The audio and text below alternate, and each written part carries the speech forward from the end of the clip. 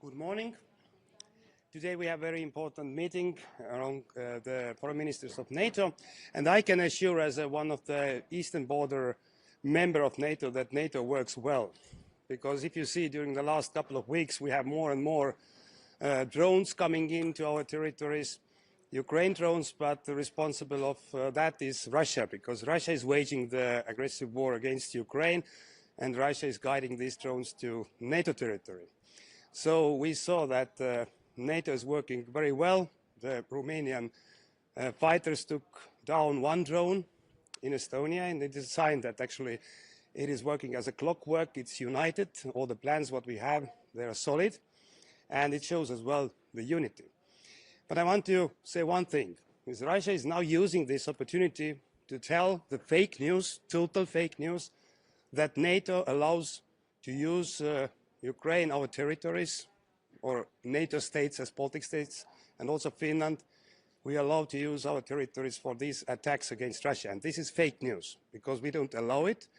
But I want to assure you that Ukraine has all the rights to attack these targets deep in Russia, which are supporting this war of aggression against them. So I think that Ukraine is continuing. Of course, they must be more careful.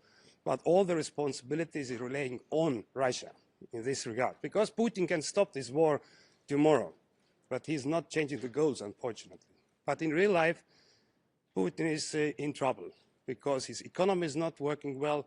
And if you see our region, so this gas and oil export through the Baltic Sea, it's close to 60%. It is lifeline for him. And Ukraine is hitting very heavily this corner.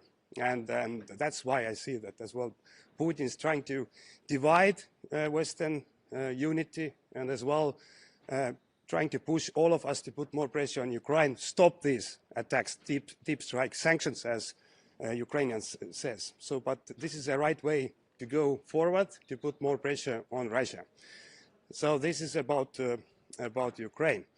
The second thing is I'm very happy that now Secretary General Rutte has put on the table as well Estonia proposal already a couple of years ago, a long-time commitment for the allies, 0.25% of GDP military support. It is so important that we give this message and also the real commitment to Ukraine, because Russia will remain a threat.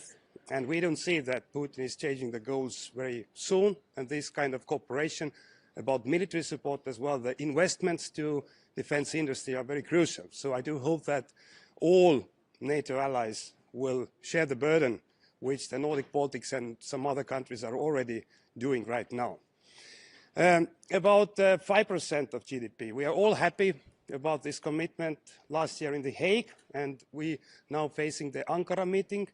Estonia is doing the real defense spendings already this year, 5.2, 5.4% of GDP, and these are we are following the plans we adopted already in Vilnius 2 years ago about the NATO new regional defense plans.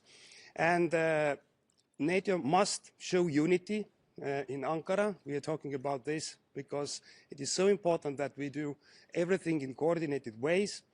It's about deterrence, which is of course important for us, but as well we need to build the real capabilities. So the defense capability targets are as well something we are focusing in, because this is a so-called we're measuring the commitment from all the different member states. So on Hormuz, as you know, Estonia was one of the first countries who said that if our allies need our support, we're always ready to commit, because if we need our allies, so we expect exactly the same, and we have done it through the history, as you know. And as well now we are ready to participate in different missions if the time is right with our commitments. So, and we'll discuss as well what can we do more, because Hormuz must be opened and secured, because this is a part of our economy and trade. We all pay more, and it's not good to have this kind of military conflict in this region. Thank you very much.